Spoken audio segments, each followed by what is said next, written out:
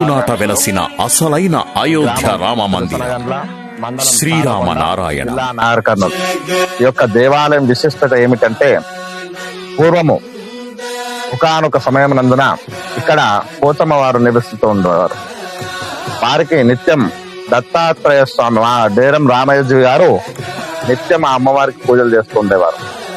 ఒకరోజు అలాగే పూజ చేస్తున్నటువంటి సమయంలో, ఏకాంతంగా ఉన్నటువంటి సమయంలో ఈ యొక్క దత్తాత్రేయ క్షేత్రం దగ్గర వారు తపస్సు చేస్తున్నటువంటి సమయంలో రాములవారు సాక్షాత్ రాములవారు కలలోకి వచ్చి, ఈ ప్రదేశం నాకు బాగా నచ్చినది, నేను ఈ ప్రదేశంలో ప్రతిష్ఠించబడుకుంటున్నాను కాబట్టి ఈ పాల్వంచ గ్రామం, ఖమ్మం జిల్లా పాల్వంచ గ్రామంలో ఒక కాకర చెట్టు కింద విగ్రహాలు ఉన్నాయి, అవి తీసుకొచ్చి ఇక్కడ ప్రతిష్ఠించండి అని చెప్పి వారికి విన్నవించారు.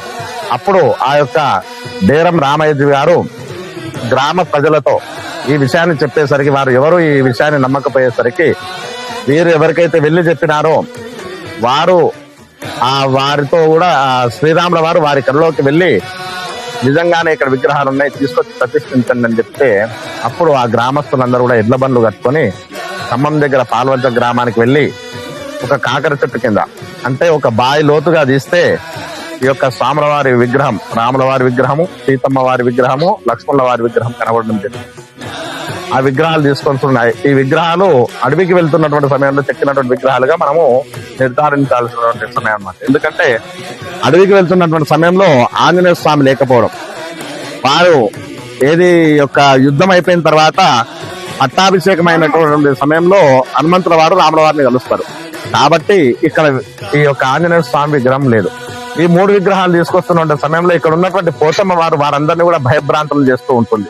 నేనున్నటువంటి ప్రదేశంలో వారిని ఎందుకు తీసుకొస్తున్నారని చెప్పి భయభ్రాంతులు చేస్తుంటే, రాముల వారు ఎంత శాంతింపజేసినా గానీ ఆమె మాట వినకపోయేసరికి తన లక్ష్మణుడు తన బాణంతో ఆ యొక్క అమ్మవారి ముక్కు వస్తాడనమాట.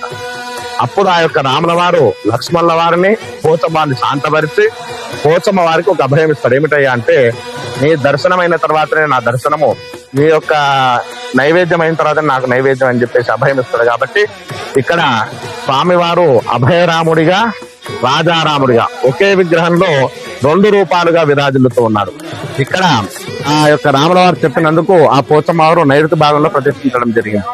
ఇక్కడ ఉన్నటువంటి ప్రదేశము 56 ఎకరాల విస్తీర్ణంలో ఏకశిల పైన రాముల వారు వెలిసి ఉండడం అనేది చాలా ప్రత్యేకత.